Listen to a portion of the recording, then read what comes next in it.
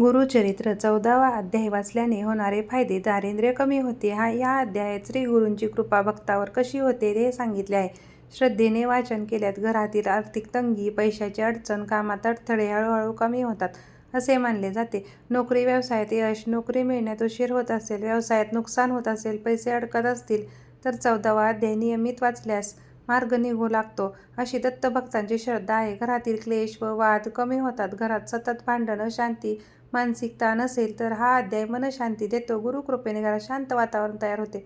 रोग पीडा कमी होण्यास मदत. हा अध्याय वाचताना गुरूंचे स्मरण केल्याने मन शांत होते, भीती कमी होते, आजारातून बरे होण्याची आत्मिक शक्ती वाढते असे मानले जाते. भीती, नकारात्मकता व वाईट स्वप्ने कमी. कारण भीती, घाबरणे, नकारात्मक विचार, वाईट स्वप्ने यावर हा अध्याय विशेष उपयुक्त मानला जातो.